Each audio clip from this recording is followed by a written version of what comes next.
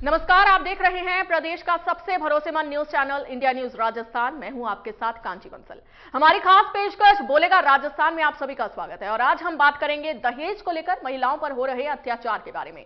तकनीक के इस दौर में पूरी दुनिया तेजी से बदल रही है, लेकिन आज भी समाज में कुछ ऐसे लोग हैं जो लालच के चक्कर में किसी की बेटी को दहेज की भेंट चढ़ा देते हैं। एक तरफ बालिका शिक्षा है, महिला सशक्तिकरण को लेकर बातें की जाती हैं, तो दूसरी तरफ उन्हीं महिलाओं को दहेज की बलि पर चढ़ा दिया जाता है। और आज ही समाज में कुछ लोग ऐसे भी मौजूद हैं जो दहेज की मांग करते हैं। जब लड़की और उसके परिजन दहेज देने में असमर्थ हो जाते हैं तो उनको प्रताड़ित किया जाता है। आए दिन दहेज को लेकर हत्या और सुसाइड जैसी खबरें देखने को मिलती हैं और कई बार बेटियां ससुराल पक्ष की डिमांड से इतना परेशान हो जाती हैं कि वो मौत को हंसते हंसते गले लगा लेती हैं। आज का हमारा बोलेगा राजस्थान कार्यक्रम इसी मुद्दे पर केंद्रित है। इंडिया न्यूज राजस्थान की टीम ने अलग अलग जिलों में जाकर लोगों से बातचीत की और उनकी राय जानी। तो आपको बता दें, इसी पर जालौर से हमारे संवाददाता मफत लाल ने लोगों से बातचीत की। लोगों का क्या कुछ कहना है, आपको सुनवाते हैं।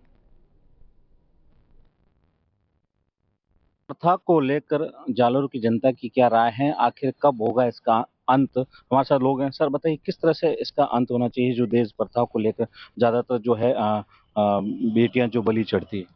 यह देश देवताओं द्वारा निर्मित ऋषि मुनियों का देश है। यहाँ पे मातृ शक्ति की पूजा होती है। शास्त्रों में कहा गया है कि यत्र नार्यस्तु पूज्यन्ते रमन्ते तत्र देवता। यहाँ कन्याओं बालिकाओं की पूजा अर्चना होती है, चरण धोए जाते। आज हम 21वीं सदी में चांद तक पहुँच गए, परंतु आज हमारे यहाँ देश में ये बहुत बड़ा कलंक है। दहेज के कारण जगह जगह देखने में आ रहा है कि बच्चियों को जिनकी शादी हो जाती है उन्हें दहेज के कारण मार भी दिया जाता है, आत्महत्या करती है, जिंदा जला दिया जाता है। और देखने में आता है कि इस दहेज के कारण बालिकाओं को अच्छे वर भी नहीं मिलते हैं।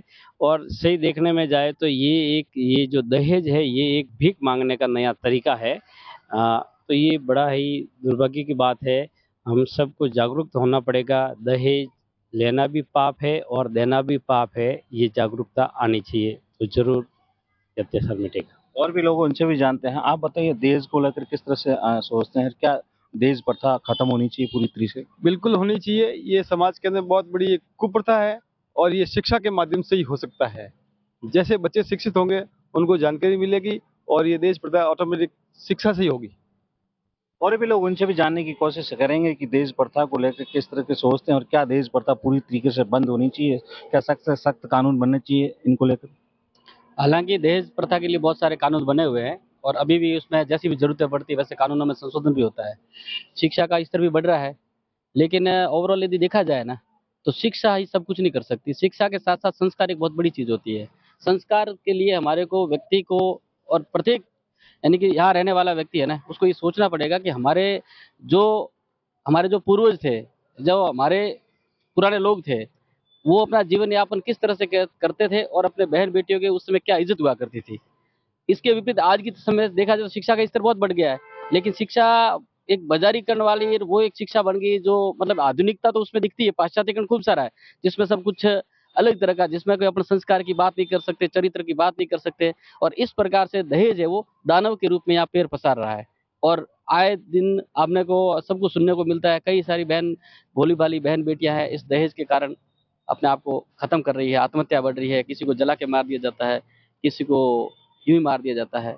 तो इसके लिए मेरा मानना है कि शिक्षा के साथ ऐसी व्यवस्था करिए जिसमें संस्कारों की बातें हैं, चरित्र की बातें हैं और आपसी प्रेम भाव से इसको निपटा जा सकता है। ये थे लोगों का कहना था कि जिस तरह से दहेज प्रथा है वो एक तरह से कुप्रथा है और इसके खिलाफ जो है लोगों को जागरूक होना पड़ेगा। यहाँ तक कि समाज को जागरूकता इसके अंदर लानी पड़ेगी, तब जाके जो है इन्हें जो है दहेज प्रथा पर कहने की लगाम लग पाएगी। कैमरा पर्सन के साथ मफत लाल, इंडिया न्यूज, जालौर। वहीं आसीन से हमारे संवाददाता मंजूर ने लोगों से खास बातचीत की। इस मुद्दे पर लोगों ने क्या कहा, लोग क्या सोचते हैं, आपको सुनवाते हैं।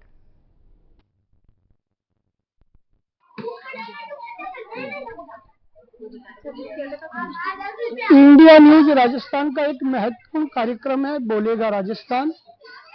इसी कार्यक्रम के चलते आज हम एक ऐसे मुद्दे पर चर्चा करेंगे जो समाज में एक अभिश्राप बन चुका है, दहेज प्रथा।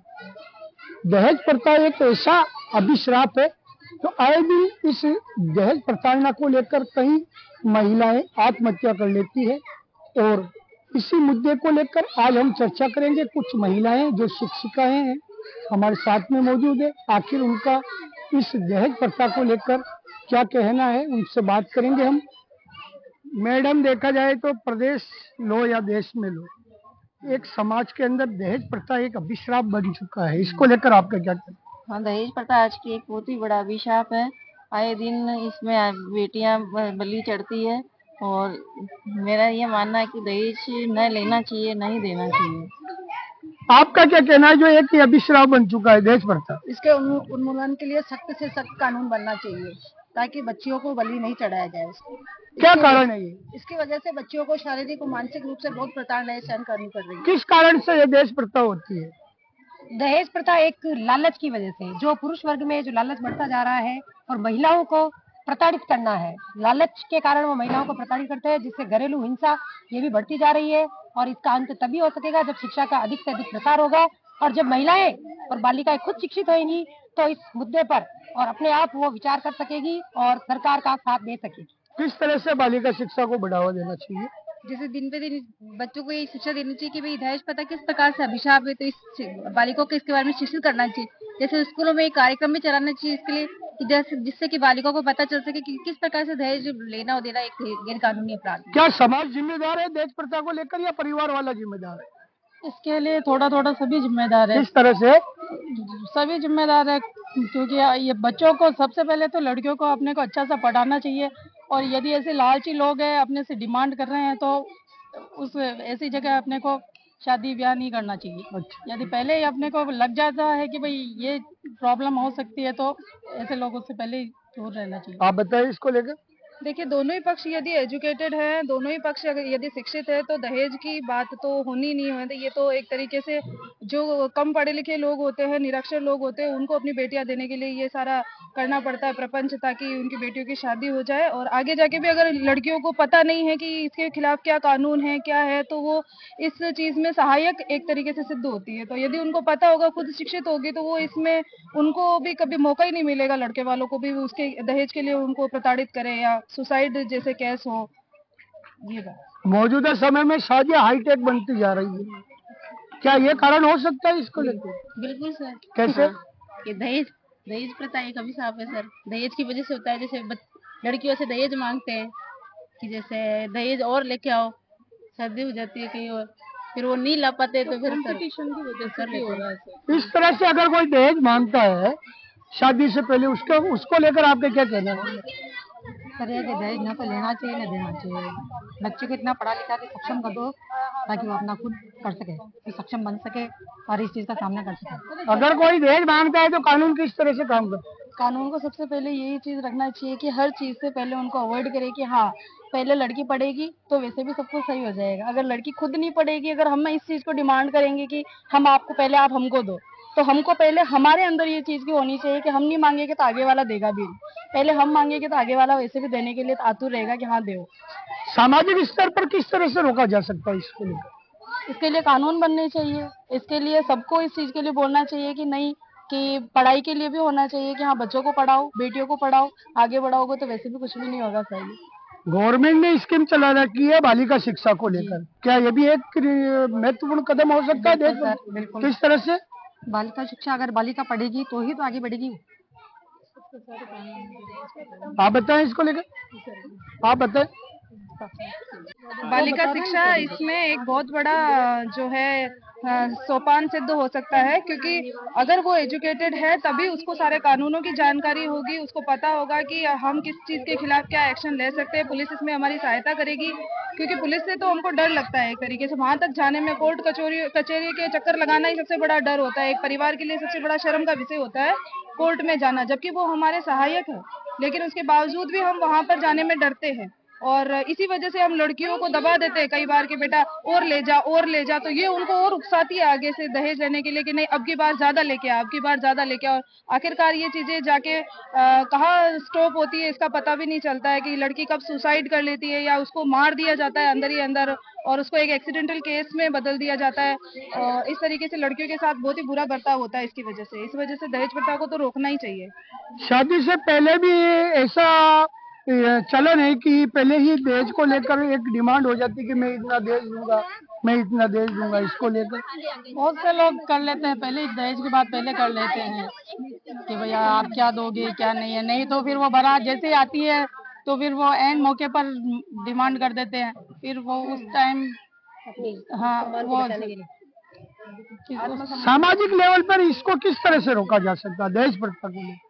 सामाजिक स्तर पर तो बच्चों को पढ़ाकर और अपने को भी ध्यान रखना है कि भाई अपन नहीं दे और नहीं लेंगे, नहीं देंगे। समाज को जागरूक हाँ बताओ इसको लेकर। समाज को इसके प्रति जागरूक करना पड़ेगा और समाज को जागरूक होना पड़ेगा। जब तक समाज जागरूक नहीं होगा तब तक इस कुप्रथा को नहीं रोका जा सकता। जो एक गरीब तबके की जो बालिकाएं वो काफी शिकार होती, वो दहेज नहीं दे पाती है, क्या कारण है इसका?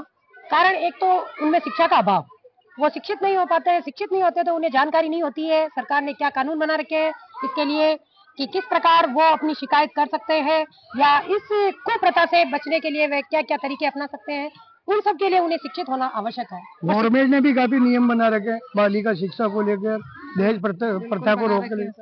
अगर बच्ची पढ़ी लिखी होगी तो आगे जाके सेल्फ डिपेंड हो जाएगी और उसे सामाजिक जो असुरक्षा की भावना हमेशा बनी रहती है कि मैं यार जाके क्या खाऊंगी क्या पीऊंगी, तो वो समस्या उसकी दूर हो जाएगी। पढ़ लिख करके वो अपने पैरों पे खड़ी हो सकती है, किसी भी तरह से वो अपनी अर्निंग करेगी, कमाएगी तो बेटी अपने आप सामाजिक रूप से सुरक्षित हो जाएगी और इस उत्पीड़न से वो मुक्त हो जाएगी। पुराने वक्त में और नहीं इस वक्त में क्या अंतर है आपको दहेज को लेकर?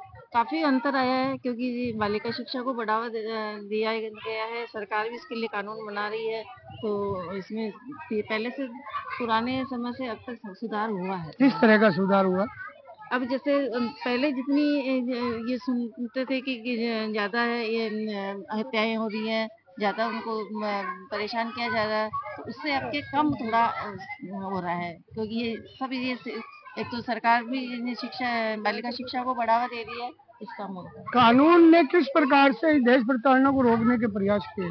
देखिए कानून में 498A जो आईपीसी की धारा है उसमें बहुत अच्छा कानून है, पर उसमें लचीलापन बहुत ज़्यादा है।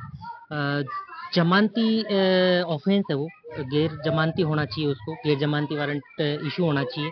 जो भी ऐसे दहेज की डिमांड करता है उनको थाने से ही जमानत मिल जाती है। अगर उनको थाने से जमानत नहीं मिलेगी, कोर्ट से जमानतें मिलेगी, तो इस दहेज प्रथा वाली जो कुप्रथा है इसमें कमी आएगी काफ़ी हद तक। इसके लिए बालिका प्रोत्साहन भी अभी अच्छा चल रहा है। बालिका शिक्षा को बढ़ावा देने के लिए बच्ची के जन्म से लेके उसकी उच्च शिक्षा तक स्कॉलरशिप दी जा रही है गवर्नमेंट के द्वारा। तो समाज को अपने आप में सुधार लाना पड़ेगा, समाज को बेटियों को पढ़ाना पड़ेगा, तभी ये कुप्रथा से हमें इजात मिल सकता है, बाकी नहीं मिलेगा। दहेज प्रथा को लेकर परिवार के दोनों पक्ष जिम्मेदार रहते हैं? बिल्कुल, दोनों ही पक्ष जिम्मेदार रहते हैं। देने वाला भी जिम्मेदार है, लेने वाला भी जिम्मेदार है। देने वाला जिम्मेदार इसलिए कि अगर कोई डिमांड करता है इस तरीके की तो उनको उस परिवार में अपनी बेटी को नहीं देना चाहिए, और लेने वाला इसलिए जिम्मेदार है कि अगर ले रहा है तो अपनी बेटी के लिए उसको भी देना पड़ेगा। तो दोनों ही पक्ष मेरे हिसाब से बराबर बराबर जिम्मेदार है। कुल मिला के कठोर कानून बने हुए दहेज प्रथा को, अगर कठोर कानून बनेगा तो इस पे कहीं न कहीं अंकुश लगेगा, लेकिन उन कानून की पालना नहीं हो पाती कभी देखा जाए तो। मोस्ट ऑफ केसेज में होता है, पर ज्यादा केसेज में ऐसा संभव नहीं। अगर कानून लचर नहीं रहेंगे, उनमें कठोरता आएगी तो ऐसे वाकये कम होंगे। देखा जाए तो परिवार के अंदर बेटा और बेटी के अंदर भी इस तरह को भेदभाव किया जाता है, बिल्कुल पक्षपात किया जाता है। तो ये इसमें सबसे बड़ा कारण शिक्षा का अभाव है। बेटियों को पढ़ाया नहीं जाता है, उनके घर के कामों में धकेल दिया जाता है। इसके लिए सबसे बड़ा जो गवर्नमेंट अभी नारी सशक्तिकरण हुआ, बालिका शिक्षा के लिए इतना बढ़ावे के कार्यक्रम चला रही है, उसके तहत परिवारों को समझना पड़ेगा, बेटियों को पढ़ाना पड़ेगा, बेटियों को शिक्षित करना पड़ेगा, बेटियों को दर्जा वही देना पड़ेगा जो बेटे को दर्जा दे रहे हैं। एक बेटा हो चाहे बेटी हो, परिवार के लिए बेटी भी पढ़ लिख कर अगर अच्छी ऊंची जॉब में जाती है तो वो भी नाम रोशन करती है परिवार का। तो ऐसा पक्षपात नहीं होना चाहिए। इसके लिए समाज को भी थोड़ा बदलाव लाने की बहुत जरूरत है। समाज में सुधार की जरूरत है, परिवारों में सुधार की जरूरत है, और इसमें महत्वपूर्ण शिक्षा है। देखा जाए तो यह भी सुनने में आया, देखा भी गया कि फेरे के अंदर भी वो दो दूल्हा है वो दहेज की मांग कर लेता है, लेकिन एन वक्त पे दुल्हन उसके साथ में शादी करना इनकार कर देती है। बस वो शिक्षित परिवार में अगर ऐसी कोई शिक्षा बच्ची को मिली है और इस तरीके की फेरे में अगर डिमांड होती है, तो काफी वाकयात ऐसे देखने में आए हैं जब फेरों के अंदर भी बेटी ने मना कर दिया कोई नहीं, मैं इस लड़के से शादी नहीं कर सकती, मैं इस दहेज प्रथा के खिलाफ हूँ। तो ऐसी लड़कियां आगे आएंगी तभी समाज में सुधार आएगा। दूसरी लड़कियां उसको देख करके इस चीज को समझेगी कि हमें भी किस तरीके से इस चीज का विरोध करना, पढ़ाएंगी लिखाएंगे, बराबर का दर्जा देंगे बेटों के बराबर का। परिवार के अंदर जैसे बेटी जन्म लेती है तो परिवार एकदम गमगीन हो जाता है, कहता है अब इसकी शादी कैसे करेंगे, क्या करेंगे। उसका मुख्य कारण यही है ना, बेटों को दर्जा ज्यादा दिया जा रहा है। पुरुष प्रधान देश रहा है अपना शुरू से ही। जब तक इसको नारी प्रधान या बराबर समकक्ष दर्जा नहीं दिया जाएगा तब तक ये संभव नहीं हो पाएगा। बेटियों को समकक्ष बेटों के बराबर का दर्जा देना ही पड़ेगा। और अभी तो अपन इस हाल ही के परिप्रेक्ष्य में देख ही रहे, काफी महिलाएं मुख्यमंत्री बनी है, देश की पहली राष्ट्रपति बनी है प्रतिभा जी पाटिल, तो पहली महिला है वो। तो इस तरीके से जब महिला शिक्षित होगी तो सो मोटो ही आगे आएगी। परिवार भी अगर शिक्षित होगा तो सो मोटो ही ऐसे जो बेटों के बराबर का दर्जा उनको दिया जाएगा और महिला सशक्तिकरण होगा। किस तरह के अब कानून की आवश्यकता है इसको दहेज प्रथा को मिटाने के लिए? जो कानून अभी बन रखे हैं वो भी काफी अच्छे हैं, बस उनमें थोड़ी कठोरता की जरूरत है, उनको थोड़ा कठोर बनाना चाहिए। और ऐसा अगर कोई दहेज देता है या लेता है तो उनमें भी हालांकि सजा का प्रावधान है पर सजा होती नहीं। ऐसे काफी केसेस जिनमें बरी कर दिया जाता है, एक आध को सजा हो जाए ना अगर, तो फिर इन चीजों पे अंकुश लगेगा। शादियां आजकल हाईटेक बड़ी बड़ी शादियां करोड़ों रुपए खर्च कर होड़ मची है, होड़ मची दिखावे की होड़ ये मची। भी एक कारण है, बिल्कुल कारण है। आपको देख रहा हूँ, मैं भी उसी तर्ज पर काम करना चाह रहा हूँ। मैं भी ज्यादा से ज्यादा समाज में नाम कमाना चाह रहा हूँ कि मैंने अपनी बेटी की शादी में इतना पैसा खर्च किया, इतना दहेज दिया, ये वो मोटरसाइकिल दी, कार दी। तो ऐसा नहीं होना चाहिए। समाज को इस पर अंकुश करना चाहिए। समाज को ऐसा एक मतलब हर एक समाज को अपने अपने समाज के लिए एक निश्चित खर्चे का या निश्चित चीजों का एक निर्धारण करना चाहिए कि इसी पैटर्न पे शादी होगी अपने समाज में। इस पैटर्न से बियॉन्ड जाके अगर कोई शादी करता है तो उनके लिए कोई दंड का प्रावधान होना चाहिए। ऐसा कोई समाज के स्तर पर, समाज से बहिष्कृत तो नहीं कह सकते, उसके लिए भी खिलाफ कानून बना हुआ है, तो समाज के स्तर पर उसको इस तरीके से दंडित किया जाए ताकि उन चीजों पर अंकुश लग सके, ये होड़ जो मच्छी ये रुक सके। दिखावे के लिए जैसे उसके पास में पैसा नहीं है, मकान बेच देता है, घर बेच गिरवी रखता है अपने मकानों को, मकानों पे लोन ले लेता है, बेच देता है। तो ये सारी चीजें इसीलिए एक होड़ मची है समाज में। ये होड़ कम होनी चाहिए।